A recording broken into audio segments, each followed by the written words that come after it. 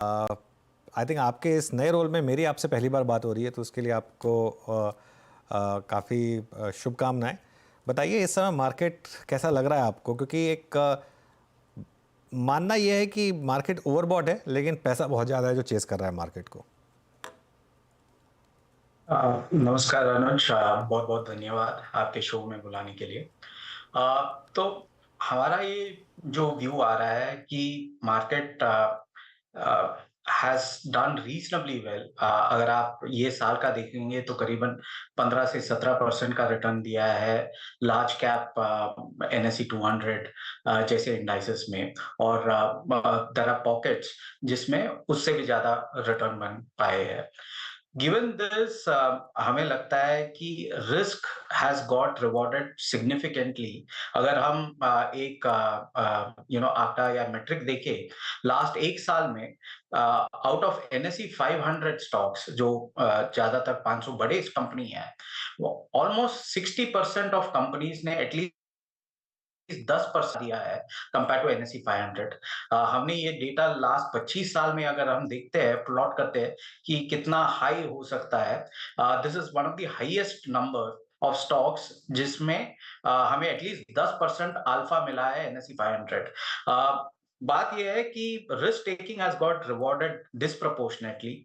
आज के माहौल में ऐसा हो रहा है कि आप कोई भी स्टॉक पे बात करते हो, बात खत्म नहीं होती है उससे पहले स्टॉक चला जाता है। I don't think that this is a very good sign of markets. Yes, obviously economy अच्छी चल रही है, कंपनी के प्रॉफिट और मुनाफा अच्छा चल रहा है, बट मेरे हिसाब से वैल्यूएशन जो है वो थोड़ा आगे बढ़ चुकी है। And therefore we do think कि थोड़ा एक्सपेक्टेशंस मॉडरेट करना बेटर रहेगा from expectation from the market point of view. Harish ji, problem ये है कि लोग कहते हैं कि आप वैल्यूएशन की क्यों बात कर रहे हैं, वैल्यूएशन क्या है। खैर, वो बात आपकी समझ गया। लेकिन एक चीज़ है, एटलीस्ट निफ्टी में अभी भी शायद वैल्यूएशन उतने स्ट्रेच नहीं हुए हैं। तो क्या ये जो आपका रिस्क है ज़्यादा मिड कैप को लेकर है, या ओवरऑल लार्ज कैप में भी रिस्क है थोड़ा सा? नो, ऑब्वियसली लार्ज कैप और थोड़े बहुत मिड कैप में अभी भी कंफर्ट है। ऐसा नहीं है कि पूरा बाजार में हमें कंप्लीटली वैल्यूएशन के कारण हम बोलते हैं कि कहीं नहीं पैसा बन सकता है। But as we go lower down the curve, small cap, micro cap, वहां पे हमें लग रहा है कि वैल्यूएशंस ज्यादा ही बढ़ चुकी है। एंड अगर हम सिंपल सा लास्ट 4 साल का अगर हम प्लॉट करें, टोटल मार्केट कैप जो लार्ज कैप के हो, मिड कैप के हो, स्मॉल कैप के हो और माइक्रो कैप के हो, कैसे बड़े हैं और कितना हिस्सा हो गया होगा प्रॉफिट्स के, प्रॉफिट का ग्रोथ पे, और कितना हो गया होगा वैल्यूएशन के री रेटिंग पे। तो ब्रॉडली हमारा जो रिसर्च बता रही है कि लार्ज कैप में actually profits have grown faster और वैल्यूएशन एक्चुअली कम हुआ है। एंड बेसिकली प्रॉफिट से ही आपको सारा मार्केट कैप का डेल्टा एक्सप्लेन हो सकता है। मिड कैप में ऑलमोस्ट 25%, 75% आ रहा है अर्निंग से, 25% आ रहा है वैल्यूएशन एक्सपेंशन से।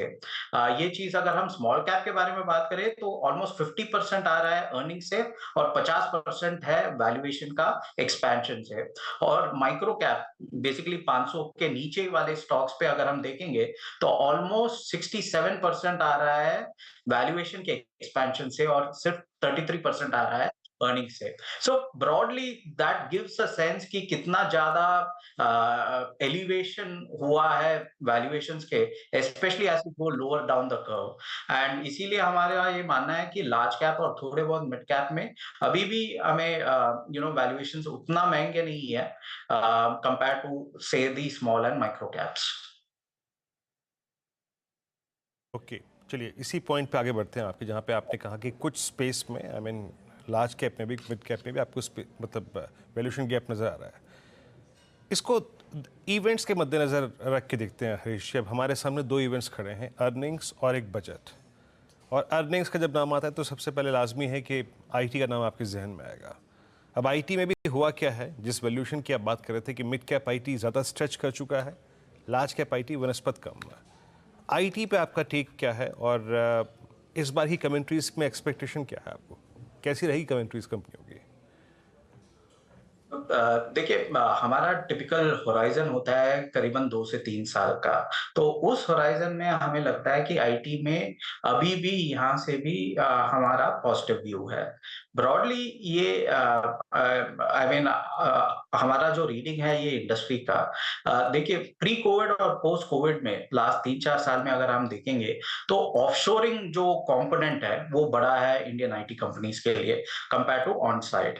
टिपिकली जब हम कोविड के पहले का हम देखते थे, तो जब भी ऑफशोरिंग बढ़ता है तो margins of Indian IT companies बढ़ते हैं, because it is more profitable कि इंडिया में रह के जो ऑफशोर एम्प्लॉयज है ज्यादा वैल्यू ऐड कर सकते हैं कंपेयर टू ऑन साइट के जो रिसोर्सेज है, राइट।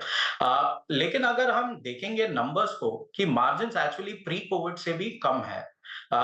ये इसीलिए हुआ क्योंकि 21 और 22 में इतना डिमांड बढ़ गया कि बहुत सारा हायरिंग हुआ है, which led to very very high disproportionate amount of salary increases और big amount of bench strength जो खड़ा हो गया है। As demand कम हुआ और normalize हुआ, we think that कि margin जो है वो प्री कोविड के लेवल तक आ जाएंगे over the course of the next 2-3 years. Obviously demand environment अभी भी थोड़ा वीक है, ऐसा नहीं है कि मैक्रो स्लो डाउन खत्म हो गया है, बट हमें लगता है कि जब भी ये खत्म होगा, ये मैक्रो का स्लो डाउन, तो एक साल में एक बड़ा फ्लश ट्रेड आएगा जहां पे बहुत सारा आउटसोर्सिंग और ऑफशोरिंग होगा।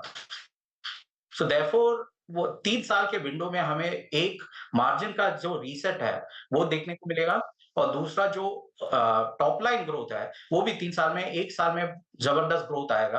तो ये दोनों रख के हमें लगता है कि वैल्यूएशंस फ्रॉम दैट पर्सपेक्टिव अभी भी ठीक-ठाक है, and therefore from overall market point of view हमें लगता है कि यहाँ से भी we have an overweight stance compare to Indian IT.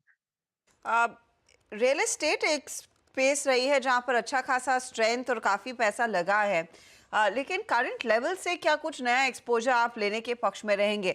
और मैं इसीलिए पूछ रही हूं क्योंकि कल हमने देखा सिग्नेचर ग्लोबल जैसी कंपनी ने गुड़गांव के एक प्रीमियम प्रोजेक्ट को एक दिन में करीब 2700 करोड़ में बेचा। गोदरेज प्रॉपर्टीज बैंगलोर का प्रोजेक्ट 3150 करोड़ सोल्ड आउट हो चुका है। और ऐसी हेडलाइंस इनफैक्ट हमने काफ़ी सुनी है पिछले पूरे साल में। तो मार्केट में अनडाउटेडली वो डिमांड अच्छी खासी है, लेकिन इन स्टॉक्स की वैल्यू और आगे के रिटर्न्स के लिहाज से निवेशकों को क्या उम्मीद रखनी चाहिए? कि इलेक्शन से पहले हमारा ये मानना था कि रियल एस्टेट एक ऐसा सेक्टर है जहां पे we can continue to see momentum. Election के नतीजे के देख के हमें लग रहा है कि थोड़ा बहुत पॉपुलिज्म बढ़ सकता है, थोड़ा बहुत स्पेंडिंग हो सकता है कंजम्पशन के ओर से, and that also has implications in terms of investment demand।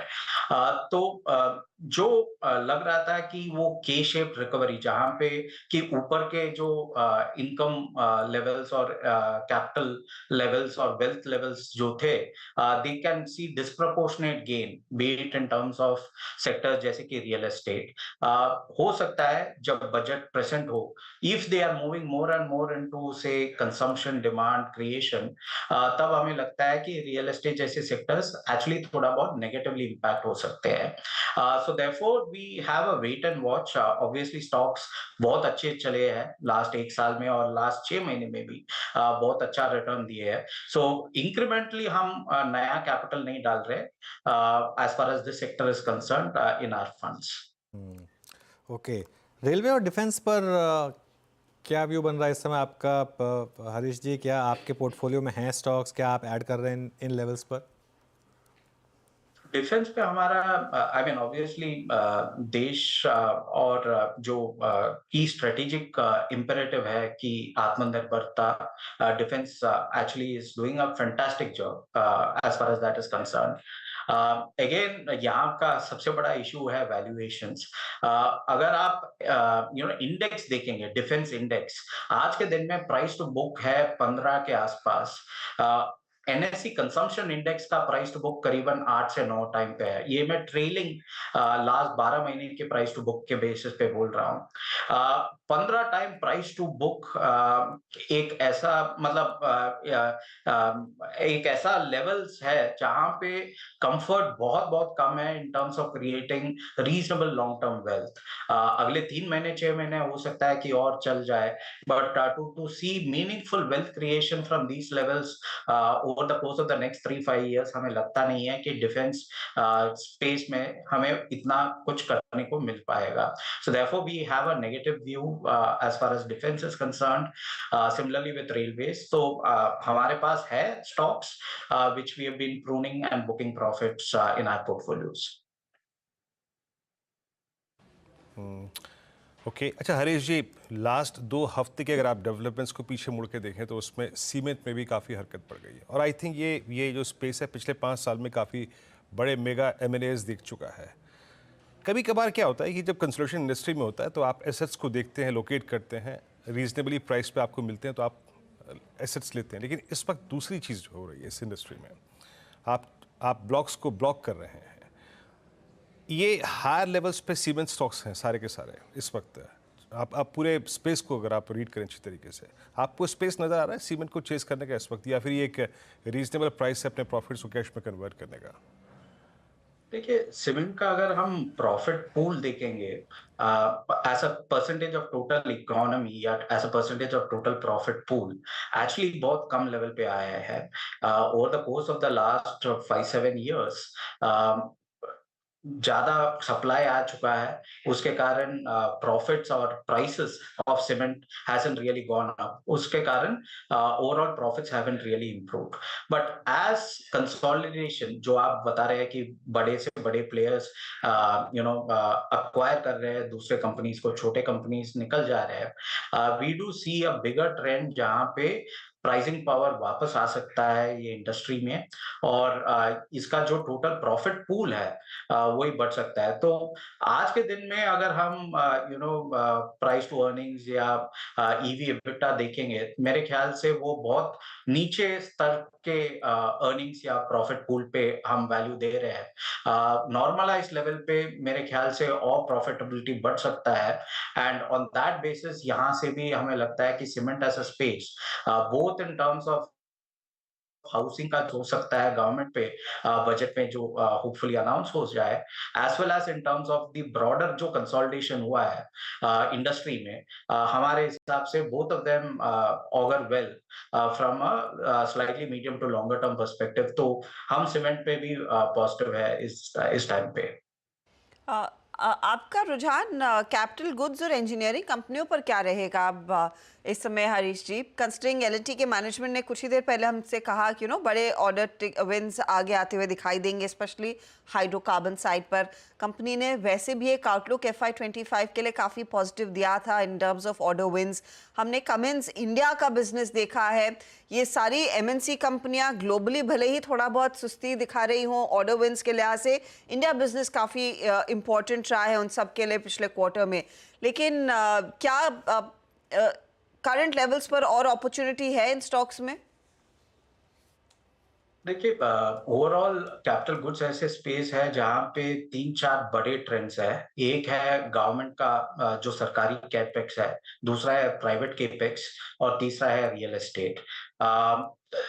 As far as government capex is concern, possibly already 4th gear पे है। जितना भी खर्च कर सकते हैं थे अक्रॉस वेरियस सेगमेंट्स, सरकार तो किया ही है, and possibly will continue with that same momentum in the years to come. But जो सबसे बड़ा डेल्टा जो आ सकता है वो आ सकता है प्राइवेट सेक्टर केपेक्स पे। अगर हम लिस्टेड कंपनीज की बात करें तो टोटल जो केपेक्स हुआ है कोविड से पहले, करीबन 6 लाख करोड़ का हर साल का केपेक्स होता था ऑल लिस्टेड कंपनीज में। वो नंबर आज के दिन में 9 लाख करोड़ का केपेक्स स्पेंड हो रहा है हर साल में। यही टाइम फ्रेम में अगर हम देखेंगे प्रॉफिट्स कैसे बढ़ा है, प्रॉफिट्स या cash flow from operations 6 lakh crore से करीबन 15 लाख करोड़ गया है।